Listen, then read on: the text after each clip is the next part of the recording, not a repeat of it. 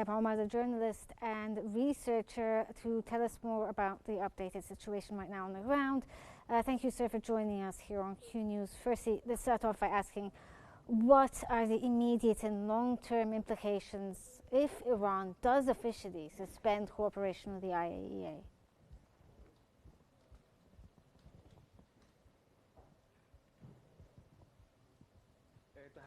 Greetings to you and your viewers.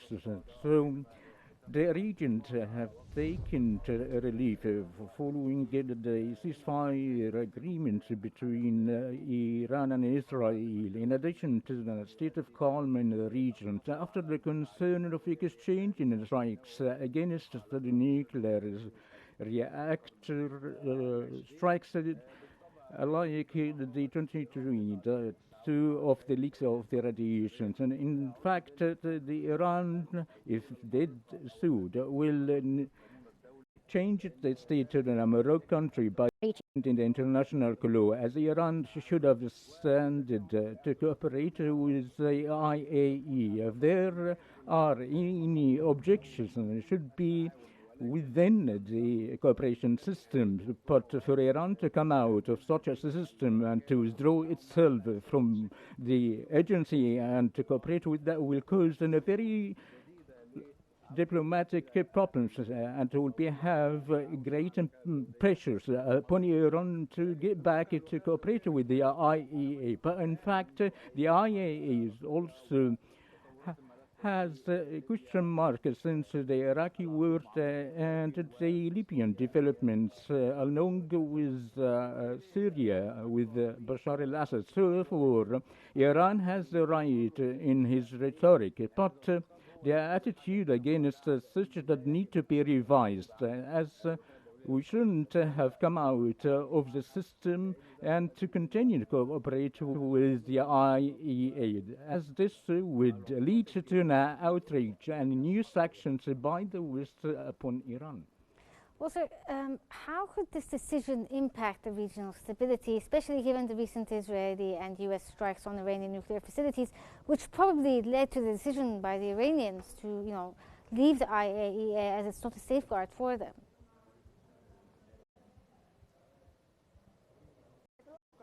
In fact, Israel nor America wouldn't have had a strike or to resume its strikes upon Iran due to the suspension of Iran with the IAEA.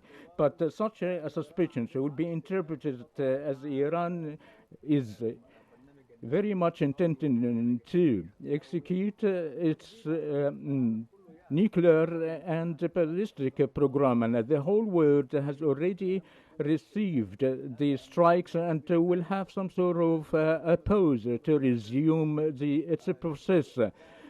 But it is a premature. This war has come to end before to start again, before resuming Iran the operate its nuclear program within months or years.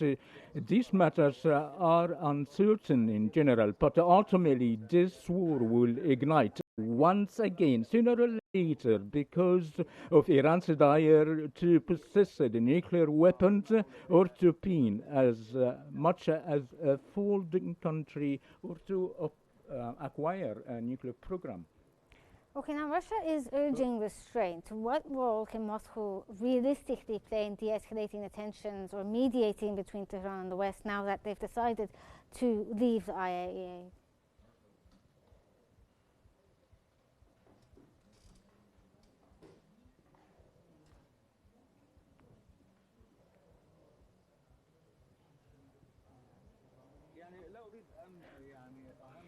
I do not wish to marginalize Russia, as it is a very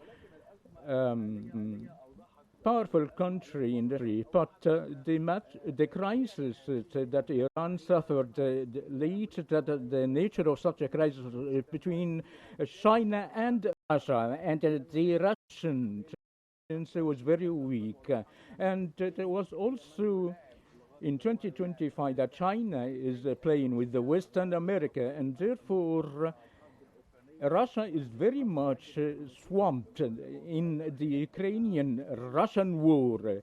Clearly, this matter undermined its influence and or even to make deals on the account of Pakistan and Iran. Russia as, is very much to make a deal on the account of Iran, but any deal with regard to any file, ultimately, I think that Russia isn't capable to provide anything to Iran in the upcoming period, and Iran too will lead to more cooperation with China. Upon the ceasefire, the Minister of Defense of Iran and the first foreign minister out Iran went to China and didn't make a visit to Russia or even to any allied country to Iran. But Russia, as a result of the Russian-Ukrainian war, has been crippled. So it is very difficult for Russia to have a very realistic role in the Iranian nuclear file. Well, the Iranians are claiming that the nuclear program remains intact and the US and Israeli attacks didn't really affect them. Also, there have been leaks, intelligence leaks in the US that suggest that the operation has been ineffective, basically.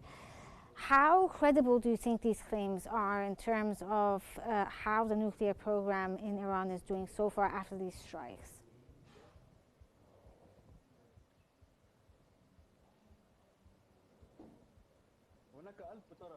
There is several parts within America in the institutional conflicts, security apparatus, intel community has 18 intelligence agency and objected Iran's strike. And I think that this report a statement that suggested that the strikes weren't that much affected, and